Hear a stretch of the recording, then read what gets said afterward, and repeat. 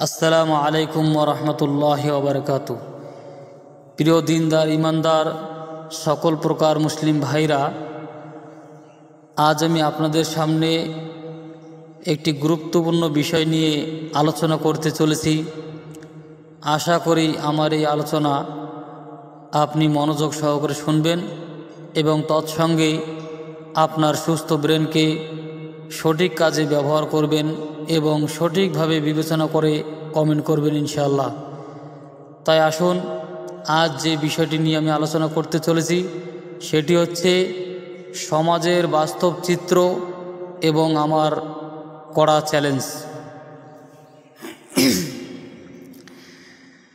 প্রিয় ভাইরা, যে সমস্ত অযোগ্য দায়িত্বশীল ব্যক্তিরা অযোগ্যের ন্যায় অবৈধভাবে সমাজের ধর্মীয় সংস্থানগুলিকে পরিচালনা করে এবং সেই পরিপ্রেক্ষিতে সমাজের ইমাম সাহেব যখন তাদের লক্ষ্য করে কিছু সতর্কতামূলকভাবে কড়া আলোচনা করেন, আর কিছু সমাজের ন্যায্যবাদী মানুষ যখন ন্যায়সঙ্গতভাবে প্রতিবাদ করেন, তখন তারা ক্ষমতার গরম দেখিয়ে অবৈধভাবে সেই ইমামের উপর জুলুম শুরু করে দেয়।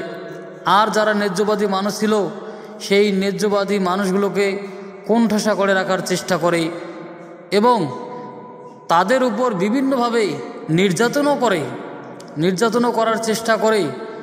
তাই সমসাময়িক পরিস্থিতিকে লক্ষ্য করে আমার সমীক্ষা অনুযায়ী সমাজের এটা বাস্তব চিত্র বলে আমি মনে করতে পেরেছি ইনশাআল্লাহ।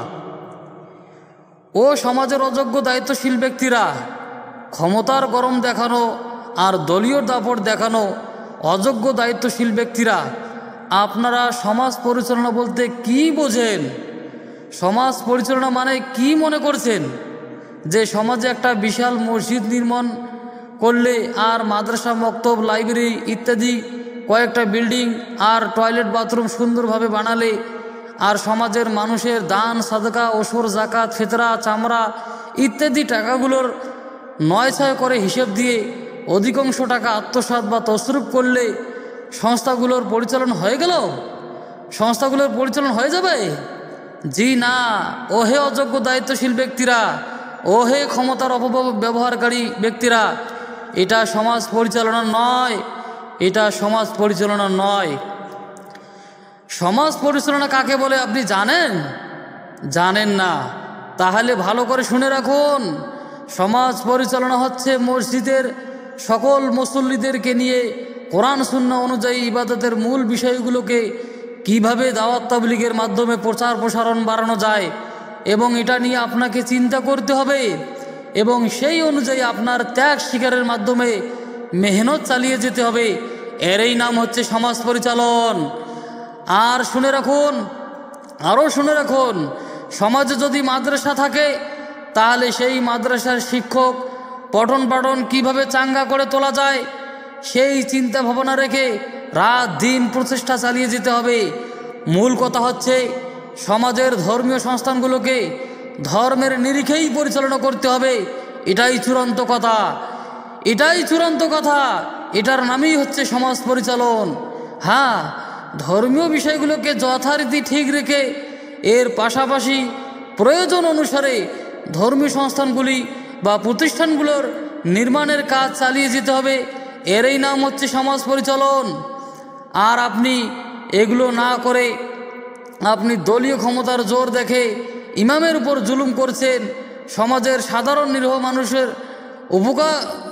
উপর জুলুম করছেন এবং পরিশেষে নিজের নাম কামিয়ে বেড়াচ্ছেন যে আমার আমলে এই মসজিদ হলো, এই মসজিদের ছাদ হয়ে গেল, আমার আমলে মাদ্রাসা হয়ে গেল, আমার আমলে মক্তবের কাজ উন্নত হয়ে গেল, আমার আমলে এটা হয়েছে ওটা হয়েছে, এই করে আপনি নাম কামিয়ে বেড়াচ্ছেন। এই হচ্ছে সমাজের অযোগ্য দায়িত্বশীল ব্যক্তিদের কর্মকাণ্ড। ছি, আপনাদের মতো অযোগ্য দায়িত্বশীল ব্যক্তিদের এই সমস্ত কর্মকাণ্ডকে আমি লাথি মারি। এগুলো কোনো সমাজের দায়িত্বশীল ভালো মানুষের কাজ হতে পারে না।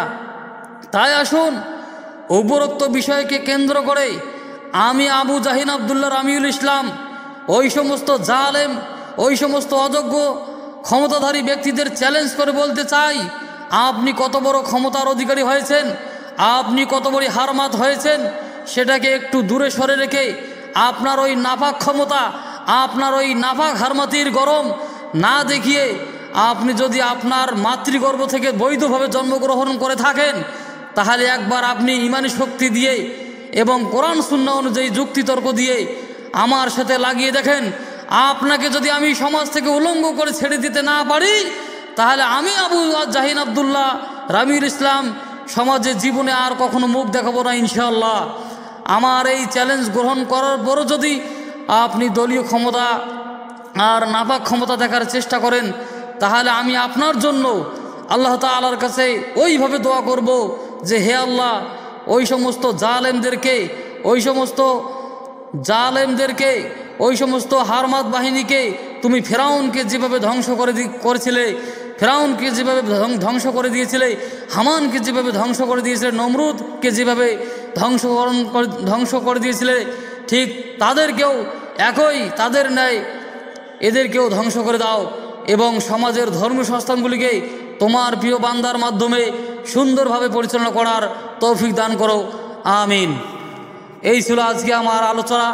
তাই আমি আলোচনার মাধ্যমে যে সমস্ত কথা বললাম, সেই সমস্ত কথাগুলোকে যেটা গ্রহণ করার মতো সেটাকে গ্রহণ করবেন, আর যেটা বর্জন করার মতো সেটা বর্জন করার চেষ্টা করবেন। পরিশেষে আল্লাহ তাআলার কাছে দোয়া করি, আল্লাহ তুমি মুসলিম হওয়া সত্ত্বে সকলকে তুমি সঠিক বুঝার তৌফিক দান করো, আল্লাহুম্মা আমিন। আসসালামু আলাইকুম ওয়া রাহমাতুল্লাহ।